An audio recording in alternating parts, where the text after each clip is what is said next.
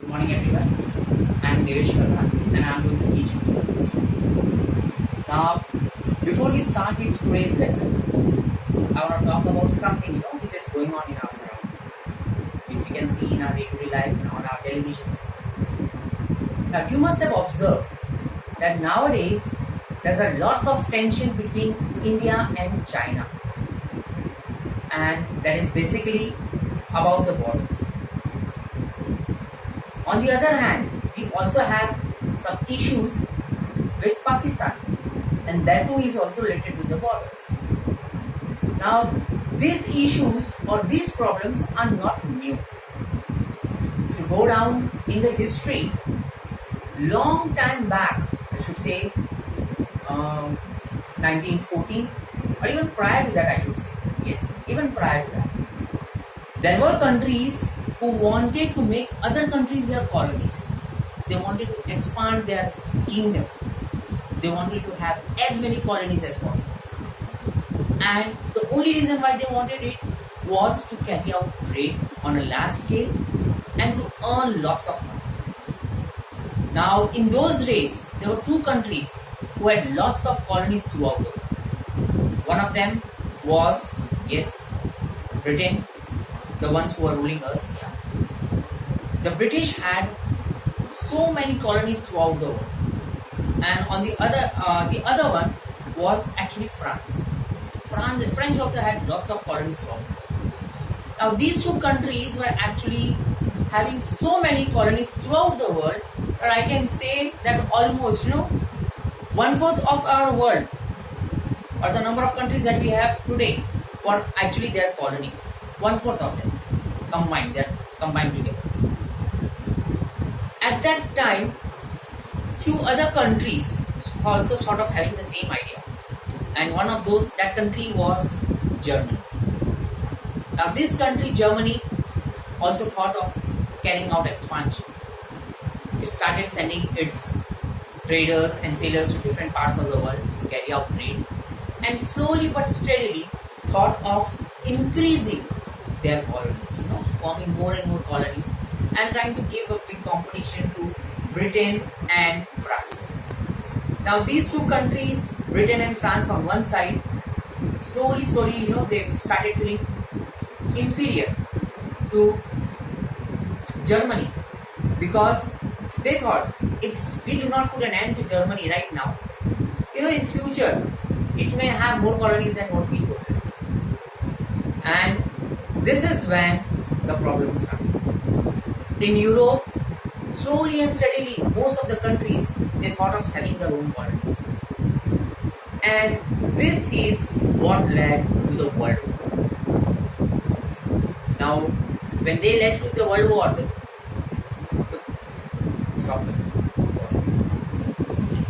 in Europe, many countries were supporting Germany, and there were many countries which were supporting Great Britain and France. And this is what happened. Both the groups, they came up and they fought, and this is what led to the war. So, at the end of the war, the number of people which died was such a lot that many countries lost almost 1/4, or I should say 30 to 40% of their population in war.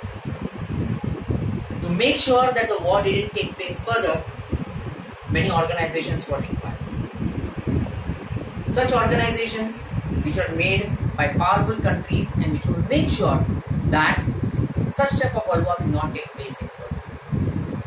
So today what we are going to study about is one of such organizations, that is the United Nations.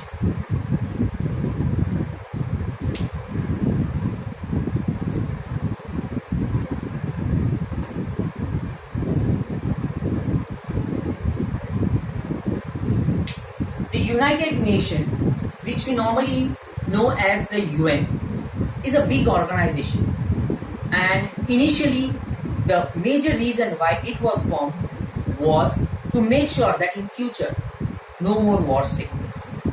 But United Nations was not the first organization. Let me explain you people in detail.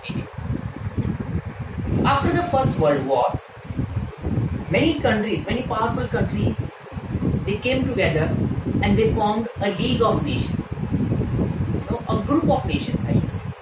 Now, these League of Nations, the main idea behind formation of this League of Nations was to make sure that such type of war did not take place in future. They never wanted such type of war to take place again in future. And that is the reason they thought the powerful countries will come together, and what they will do is, in future, whenever there is a scenario or there is a situation where one country may end up having a war with another country, at such time these powerful countries can stop that countries from fighting. Because such war, as seen earlier in Europe, such war can further end up into a world war. The League of Nations had actually few problems. The League of Nations actually did not involve all the countries of the world. Say, for example, I should say. Now, at the end of First World War, one of the most powerful country of League of Nations was actually United States. And another one was Russia. Now, the League of Nations did not take Russia or did not involve Russia properly. And on the other hand, United States was not interested in coming in League of Nations because other European countries, they were trying to dictate terms. So United States thought it's better that they stay out of it. As a result, what happened is, after a few years, after the First World War was over, anyone knows when the First World War ended? Yes, the First World War started in the year 1914 and it ended in the year 1918. Now, after the First World War ended, in 5 years, in 10 years, I should say 10 years, okay, in the span of say 10 years, countries like Germany and other countries which were on the losing side during the First World War, they started gathering strength. They started increasing their numbers, that is, they started increasing their military persons, they started making military vehicles, aeroplanes, ships, submarines, they started making that. And the League of Nations was not strong enough to stop them. What happened is, after some time, such countries which became powerful again thought of acquiring their land which they had lost earlier in the First World War, acquiring back. Especially Germany did that. So, moment Germany started acquiring its land back, and with the help of other countries which helped with it, there were few countries which were against it, and this eventually led to a conflict which resulted in World War. So what we can say is, the League of Nations was not able to stop conflicts between small countries. Second thing is, they were not able to actually stop the big war, I should say, that is the World War II. On the other hand, they were also not able to take all the powerful countries along with them. So this was supposed to be the failure of League of Nations. The moment the League of Nations failed, the World War II started. And the Second World War was even more devastating as compared to the First World War. That is more destructive. The number of people which died in First World War and the number of people which died in Second World War, if we compare, you can see that there was the number of people who died in Second World War was a lot. Too many people died in Second World War. And the basic reason was, as the years passed, the weapons which they formed, which they made, were even more and more, modern, more dangerous. You can just take an example. Like in the First World War, people used to take only one single rifle and shoot one person at a time. On the other hand, during the Second World War, they had machine guns. You can imagine. So in the same space of time, when in the First World War, say like 2 or 3 people will die. On the other hand, in the Second World War, almost 20 to 30 people can die. So this was a major reason. Another was more weapons, like the one of the most dangerous weapon which was used during the Second World War was the atom bomb. Anyone knows it? How many atom bombs were dropped? Can anyone tell me? Okay, I'll tell. Actually, 2 atom bombs were dropped. on the city of Hiroshima and Nagasaki. The first one was dropped on 6th August 1945 and the other one was dropped on 9th August 1945. Now the first atom bomb was dropped on the city of Hiroshima and the second one was dropped on the city of Nagasaki. Okay. Now this is what was actually the reason why United Nations was formed. I'll tell you people a little more in detail about it. So first you have what we have seen is formation of United Nations. Okay. Now in the formation of United Nations, there were few other things which were kept in mind. Now the major countries which were victorious, or I should say the major 5 countries which came up and were responsible for the formation of United Nations were United States, Russia, Great Britain, France and China. These were the initial actually countries, those powerful countries of that time which were responsible for the formation of United Nations. But by that time, officially United Nations was formed, or we can say that those 5 countries had their views earlier. But officially, by 1945, when they thought of coming together and really forming a United Nation, almost 50 countries wanted to be a part of it. So we can say around 50 countries they came together. They had the same view of forming an organization which will make sure that no countries in future fight over disputes of land and result into wars. So few functions of United Nations was to make sure that they solve of the disputes of the countries. Now the United Nations had to have, because it had to look over the whole world, so they wanted to have many members. The reason is, in the League of Nations they saw, when the League of Nations had only few members, that also from the Europe, they couldn't keep a check on the things taking place at other parts of the world. So it was necessary for the United Nations to make sure that they have members from various parts of the world. We'll talk about that. Okay.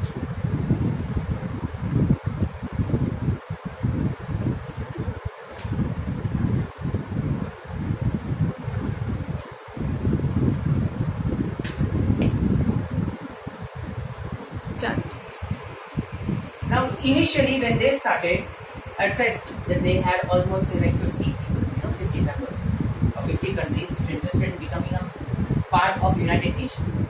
But as we have seen, the United Nations plays a vital role, and it has been a very helpful organization. So many more countries wanted to become a part of it, and as a result, if we check our last 5 to 6 decades, you will come to know that around, I should say 200, 190, 200 or even maybe 200, more than 210, some such countries have joined United Nations because they can clearly see the benefit of it. Now the United Nations helps all its members, all the people who are its members, against various problems. It not only fights just against, or it's not only helping countries against war, but other problems as well. So we can say becoming a part of United Nations was something which was very helpful for various countries, especially the developing countries. Now if you look at countries like India, we are also a developing country. It is very helpful, especially for carrying out trade in the, I should say, things like medicine, the WHO, even some other organizations which are working for education and all, they are all helped and funded by United Nations, different branches. Okay.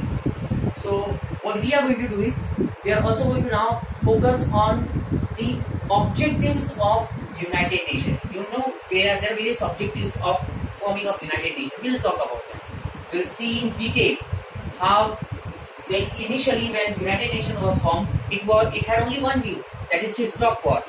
But later, as the years passed by, United Nations came to know that it had various other objectives, and it has been performing various other duties. Let's see.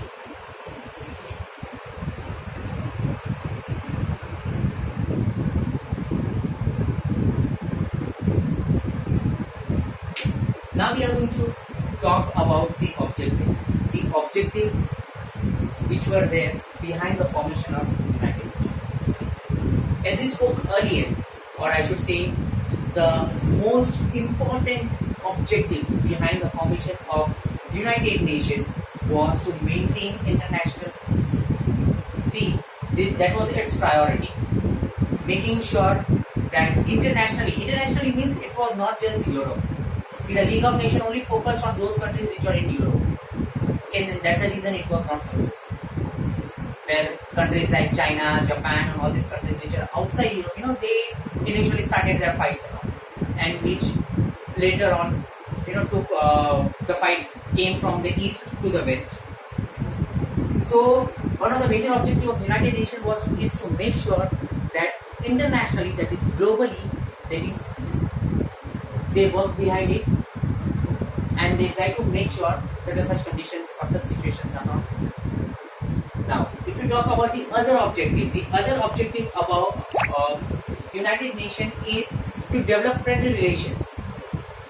See, in Europe, during the Second World War, many trade ships, or I should say the transport ships, which were traveling from Asia to Africa, or to Europe, or even American continents, that is North or South America, they found that these ships, which had got nothing to do with the war, they also were struck down. There were many places where people used to work in factories, and such places were also bombarded. So what happened is the trade stopped, and when moment the trade stopped, it had its impact on the economy throughout the world. It was not just the European countries, but all over throughout the world, like Asia, Africa, all these places. So to make sure that the trade and the friendliness is there between countries, that they can carry out the trade, United Nations works on it. It tries to conduct. It has various small groups where the countries, neighboring countries, they come together and they try to form some organizations, especially which are helpful for them. Now, the other thing which United Nations works for is to actually settle disputes. Now, you must have seen there are few countries in Europe, there are few countries in, I should say, African continent. There are few countries even in the Asian continent. These countries are, on the verge of erupting. There can always be a war between these countries. So, United Nations makes sure that whenever the condition is, outside the control, they are there to stop the war. They are there to make sure that, the conditions do not become worse. And to do that, they have various ways they have. Like what they can do is, they can put some sanctions on some countries which are against it. And we can see this especially in case of countries like North Korea. Now, a country like North Korea, which is not ready to listen to any of the countries of the world. So what the United Nations has done is, they have made sure that North Korea has very few countries with which it can carry out trade. Most of the countries are instructed to not to carry out trade with North Korea. In this way, they can try and put a limit to it. On the other hand, United Nations also was interested in coming and trying to sort out our problem between India and Pakistan, and India and China. But according to the charter, or according to our treaties between the countries, we have actually initially thought that we will try to sort this out between the countries rather than going to the United Nations. Okay, so that's the reason we have thought of solving it between India and Pakistan, or India and China, rather than going to the United Nations. The other objective of the United Nations is to provide help to developing countries. Now, the help that they provide to these developing countries are in different ways. One is economic. I'll write it down. One is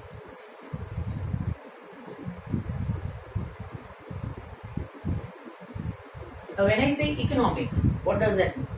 Economic means providing money. Now, there are many countries in the world, which are very poor. Now, these countries are being funded by the United Nations. The United Nations provides them money every year. This is like a help for them, so that they can help their country people, and in some way or the other try to develop. This is what they provide. So the United Nations provides lots of economic help, and it is not just one country. They actually do survey. They carry out survey of all the countries of the world. They keep a list of the countries which requires their help. Such countries which need their help, which are really poor, the people are really poor there, to help them, they provide economic. The other one, what we will talk about, is social. So when you talk about social help means helping socially, gradual or something like that. Like if they require something, it's not just money. It could be, some sort of, I should say, things, goods, medicine, if they require. The United Nations is ready to help them in that way. On the other hand, if say there are some countries which have certain places of heritage sites. Now, if that country is not good enough to protect those places or take care of those things, then United Nations is ready to provide them something. It will send off their people there, try to make sure such things are safe. Okay, so in this way they try to provide them social. The other help that they provide is scientific.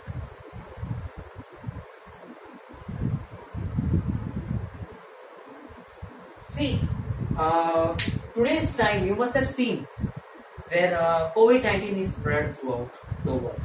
You can see there are many people, who are dying. And I should say, lakhs of people have died till date.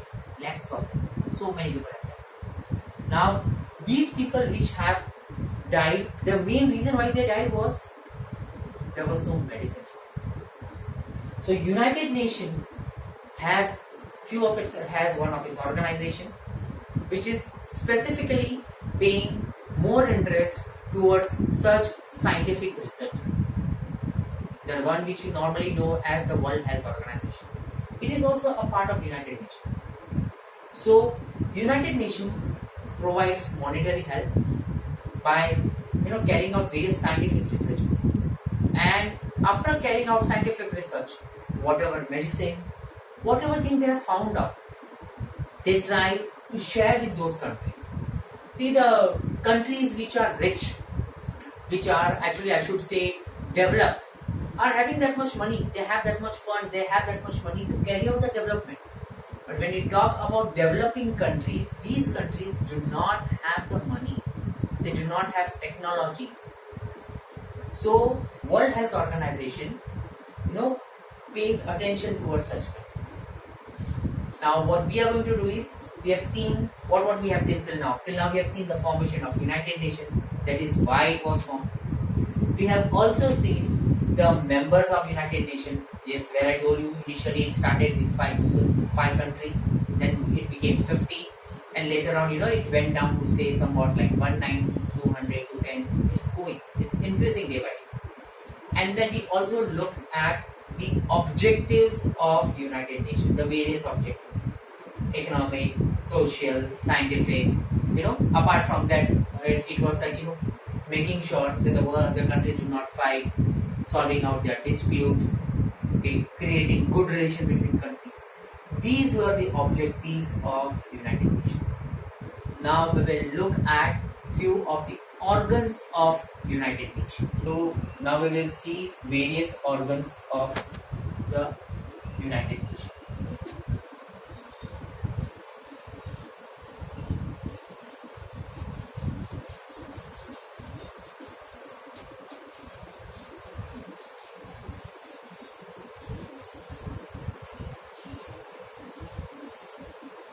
Now we are going to see which are the organs of United Nations. Okay.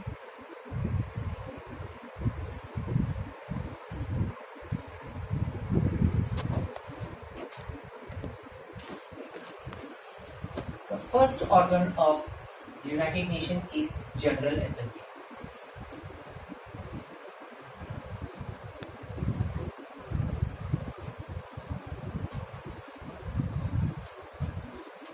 Anyone knows anything else?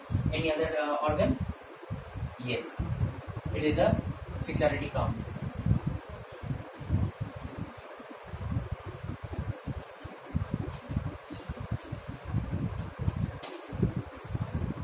Third one, Economic and Social Council.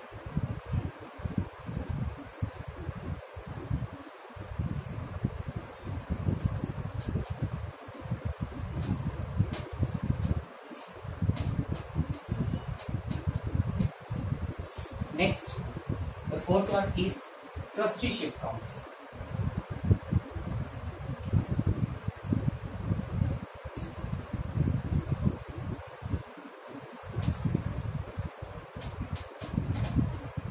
The next one is the International Court of Justice.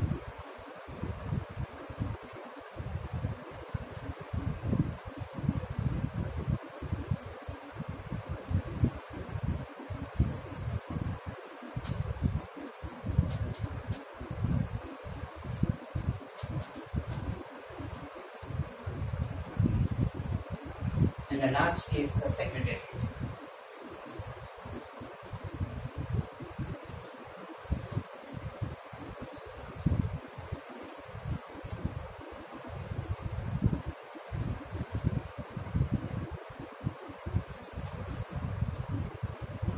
Okay.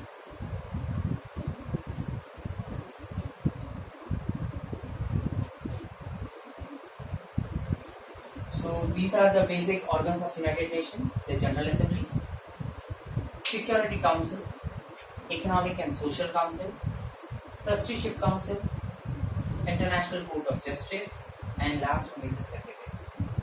Now, these various organs, have certain rules. Everyone is not a member of such council, I should say. But there are certain rules for it. Now, we are going to study about all these organs in detail in our next class. Okay. So this is what we have covered up today. We have seen what are the functions of United Nations. Okay, how it was formed. We have also seen what are the various members of it. We also saw the major objectives of United Nations, and last we have seen the organs of United Nations. Now at the end of my video, I am going to provide you people with a small PPT, a small PowerPoint presentation.